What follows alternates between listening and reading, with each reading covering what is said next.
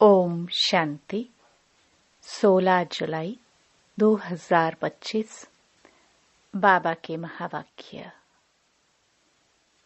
मीठे बच्चे, जो सर्व की सद्गति करने वाला जीवन मुक्ति दाता है, वह आपका बाप बना है। तुम उनकी संतान हो तो कितना नशा रहना चाहिए। प्रश्न: किन बच्चों की बुद्धि में बाबा की याद निरंतर नहीं ठहर सकती है? उत्तर: जिन्हें पूरा पूरा निश्चय नहीं है, उनकी बुद्धि में याद ठहर नहीं सकती। हमको कौन सिखला रहे हैं, यह जानते नहीं तो याद किसको करेंगे। जो यथार्थ पहचान कर याद करते हैं, उनके ही विकर्म विनाश होते हैं। बाप स्वयं ही आकर अपनी और अपने घर की यथार्थ पहचान देते हैं। ओम शांति। अब ओम शांति का अर्थ तो सदैव बच्चों को याद होगा। हम आत्मा हैं, हमारा घर है निर्वाण धाम व मूल वतन। बाकी भक्ति मार्ग में मनुष्य जो भी पुरुषार्थ करते हैं, उनको पता नहीं कहाँ जाना है, सुख किसमें है, दुख किसमें है, कुछ भी पता नहीं। यज्ञ, तप, दान, पुण्य, तीर्थ आदि करते सीढ़ी नीचे उतरते ही आते हैं। अभी तुमको ज्ञान मिला है तो भक्ति बंद हो जाती है।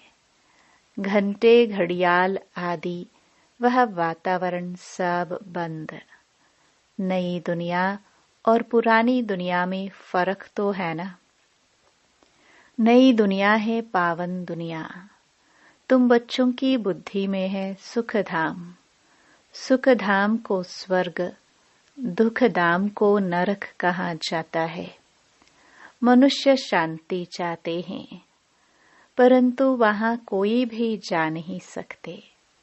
बाप कहते हैं, मैं जब तक यहाँ भारत में न आऊं, तब तक मेरे सिवाय तुम बच्चे जा नहीं सकते।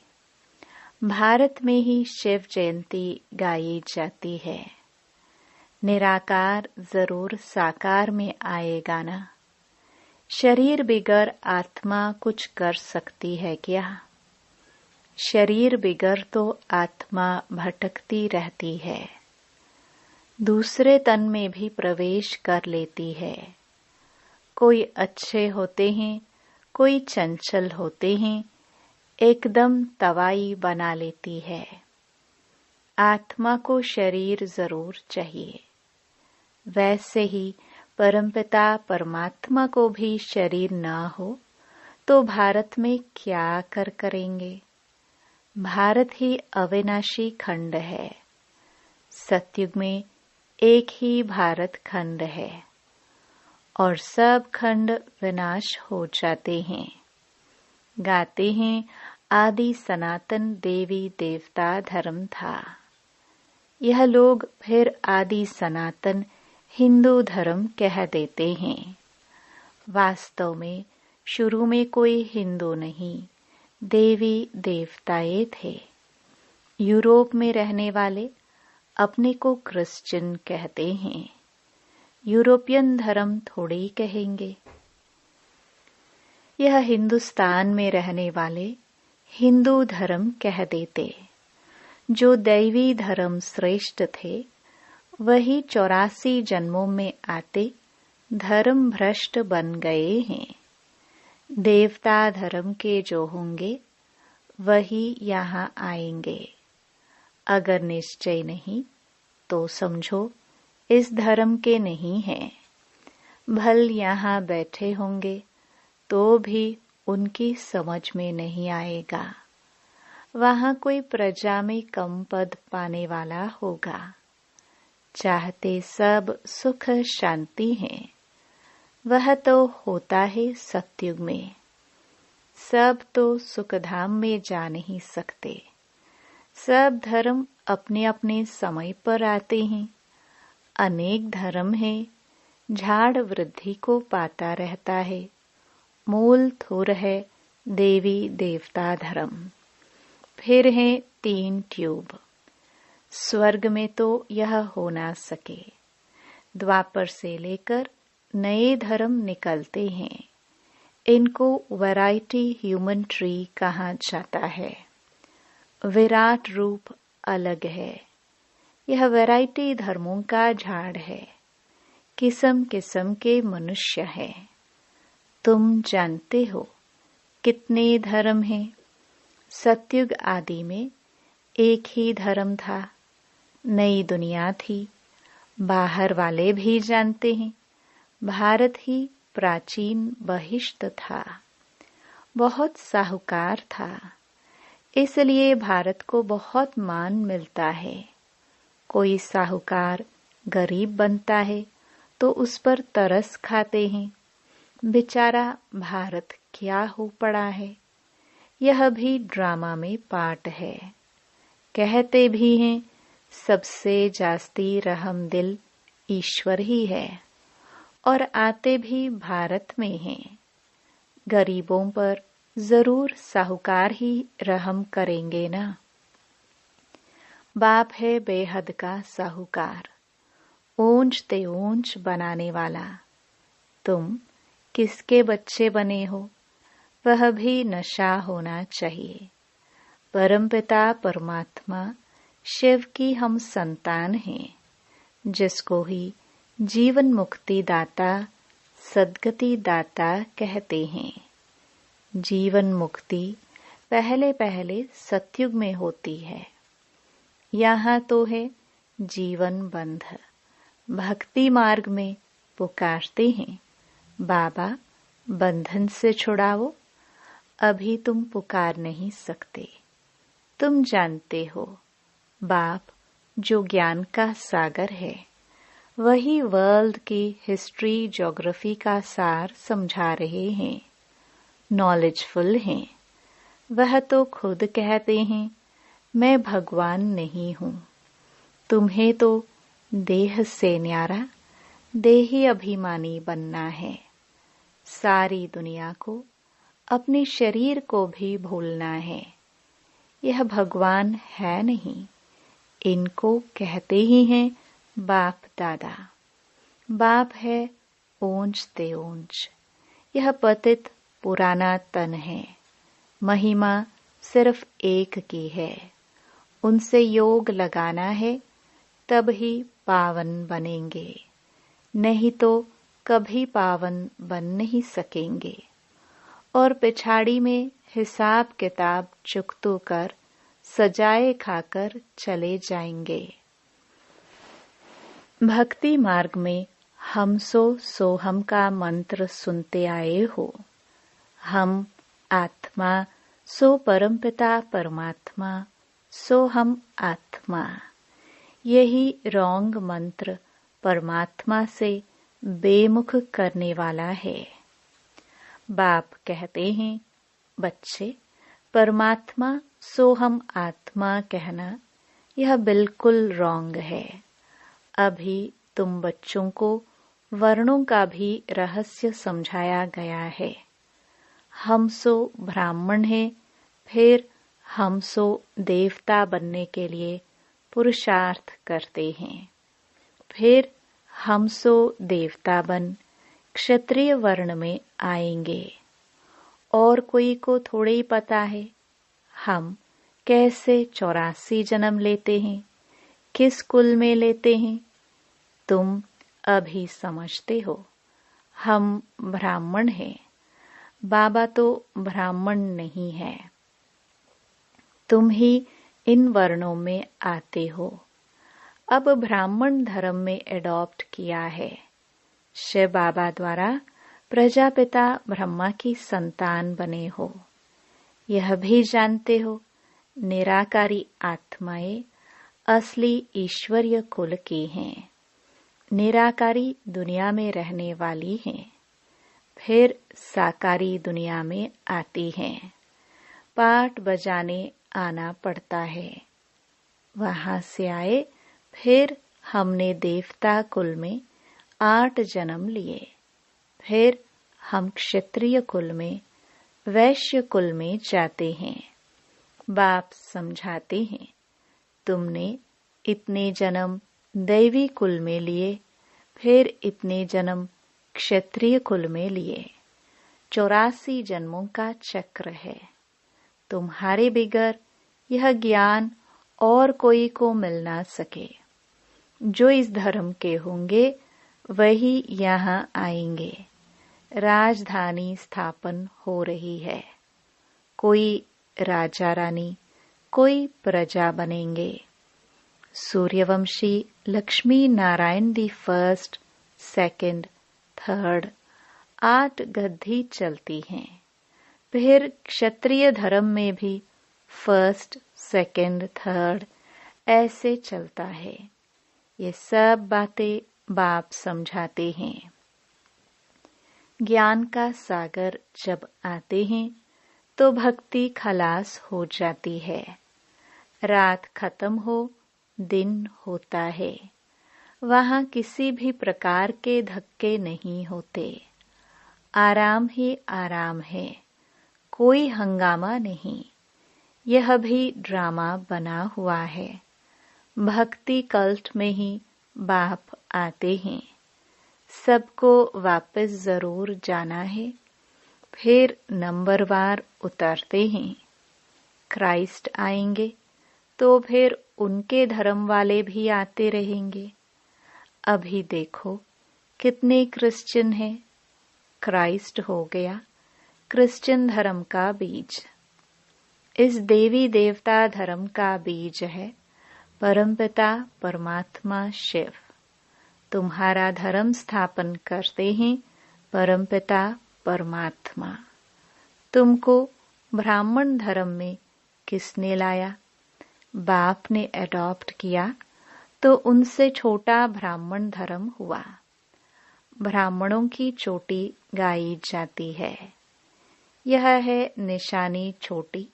फिर नीचे आओ तो शरीर बढ़ता जाता है। ये सब बातें बाप ही बैठ समझाते हैं।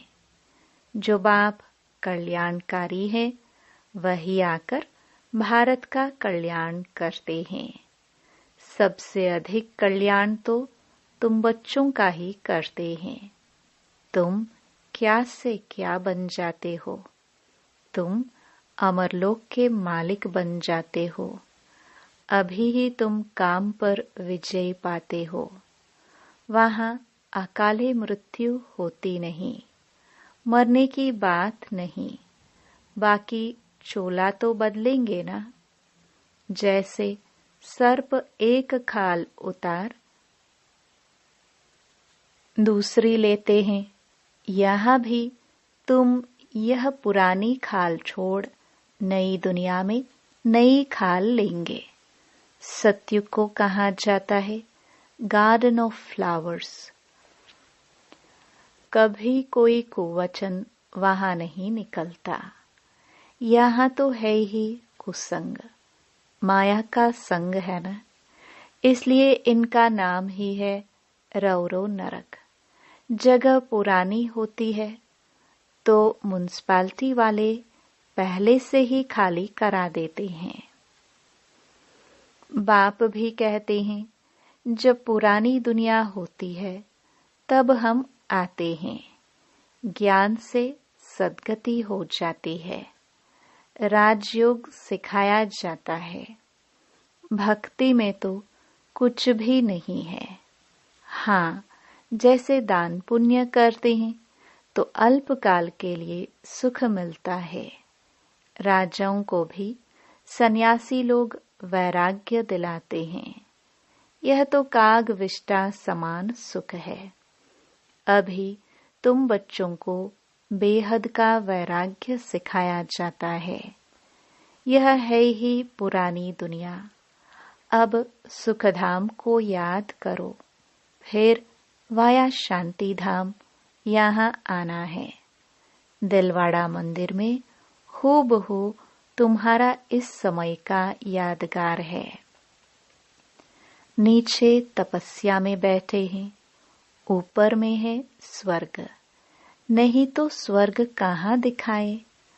मनुष्य मरते हैं तो कहेंगे स्वर्ग पधारा। स्वर्ग को ऊपर में समझते हैं, परंतु ऊपर में कुछ है नहीं। भारत ही स्वर्ग, भारत ही नरक बनता है। यह मंदिर पूरा यादगार है। यह मंदिर आदि सब बाद में बनते हैं। स्वर्ग में भक्ति होती नहीं, वहां तो सुख ही सुख है। बाप आकर सब राज समझाते हैं और सब आत्माओं के नाम बदलते हैं। शिव का नाम नहीं बदलता, उनका अपना शरीर है नहीं। शरीर बिगर पढ़ाएंगे कैसे। प्रेरणा की तो कोई बात ही नहीं।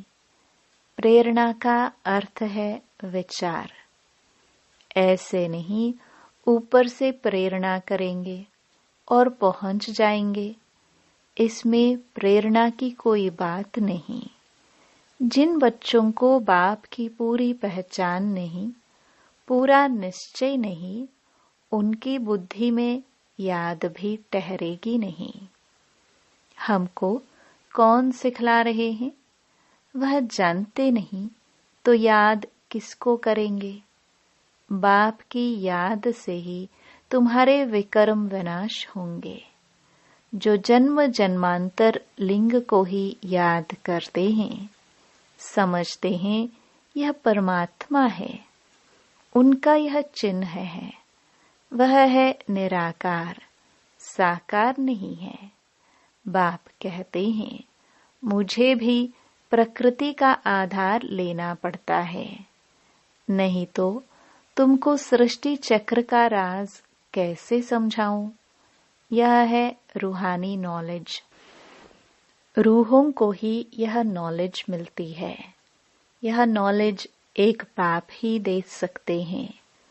पुनर्जन्म तो लेना ही है। सब एक्टर्स को पार्ट मिला हुआ है। निर्वाण में कोई भी जा नहीं सकता, मोक्ष को पा नहीं सकते। जो नंबर 1 विश्व के मालिक बनते हैं, वही 84 जन्मों में आते हैं। चक्र जरूर लगाना है। मनुष्य समझते हैं मोक्ष मिलता है। कितने मतांतर हैं। वृद्धि को पाते ही रहते हैं, वापस कोई भी जाते नहीं। बाप ही 84 जन्मों की कहानी बताते हैं। तुम बच्चों को पढ़कर फिर पढ़ाना है। यह रूहानी नॉलेज तुम्हारे सिवाय और कोई दे ना सके। न शूद्र न देवताएं दे सकते हैं। सतयुग में दुर्गति होती नहीं जो नॉलेज मिले। यह नॉलेज है ही सदगति के लिए। सदगति दाता, लिबरेटर, गाइड एक ही है। सिवाय याद की यात्रा के कोई भी पवित्र बन न सके। सजाए जरूर खानी पड़ेगी, पद भी भ्रष्ट हो जाएगा। सबका हिसाब किताब चुकतू तो होना है ना। तुमको तुम्हारा ही बात समझाते हैं और धर्मों में जाने की क्या पड़ी है। भारतवासियों को ही यह नॉलेज मिलती है। बाप भी भारत में ही आकर 3 धर्म स्थापन करते हैं। अभी तुमको शूद्र धर्म से निकाल ऊंच कुल में ले जाते हैं। वह है नीच पतित कुल। अब पावन बनाने के लिए तुम ब्राह्मण निमित्त बनते हो। इनको रुद्र ज्ञान यज्ञ कहा जाता है। रुद्र शिव बाबा ने यज्ञ रचा है। इस बेहद के यज्ञ में सारी पुरानी दुनिया की आहुति पड़नी है। फिर नई दुनिया स्थापन हो जाएगी। पुरानी दुनिया खत्म होनी है। तुम यह नॉलेज लेते ही हो नई दुनिया के लिए। देवताओं की परछाई पुरानी दुनिया में नहीं पड़ती। तुम बच्चे जानते हो कि कल्प पहले जो आए होंगे वही आकर यह नॉलेज लेंगे। नंबरवार पुरुषार्थ अनुसार पढ़ाई पढ़ेंगे। मनुष्य यहाँ ही शांति चाहते हैं। अब आत्मा तो है ही शांति धाम की रहने वाली, बाकी यहाँ शांति कैसे हो सकती? इस समय तो घर घर में अशांति है। रावण राज्य है ना। सतयुग में बिल्कुल ही शांति का राज्य होता है। एक धर्म, एक भाषा होती है। अच्छा, मीठे मीठे सिखिलदे बच्चों प्रति मात पिता बाप दादा का याद प्यार और गुड मॉर्निंग। रूहानी बाप की रूहानी बच्चों को नमस्ते। धारणा के लिए मुख्य सार। पहला, इस पुरानी दुनिया से बेहद का वैरागी बन अपनी देह को भी भूल शांति धाम और सुख धाम को याद करना है। निश्चय बुद्धि बन याद की यात्रा में रहना है।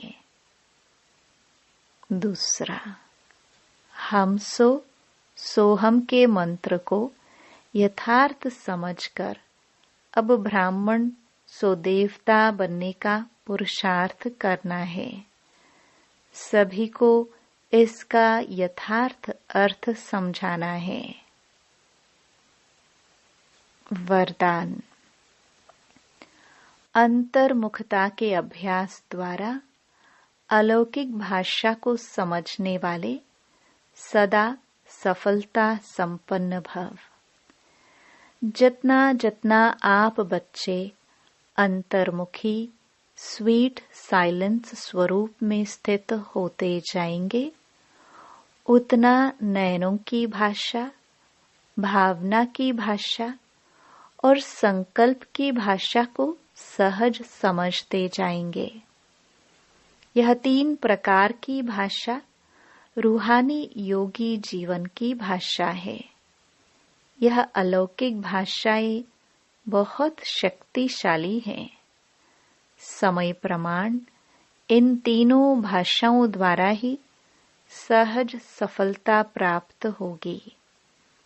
इसलिए अब रूहानी भाषा के अभ्यासी बनो। स्लोगन। आप इतने हल्के बन जाओ जो बाप आपको अपनी पलकों पर बिठाकर साथ ले जाए। अव्यक्त इशारे। संकल्पों की शक्ति जमा कर श्रेष्ठ सेवा के निमित्त बनो।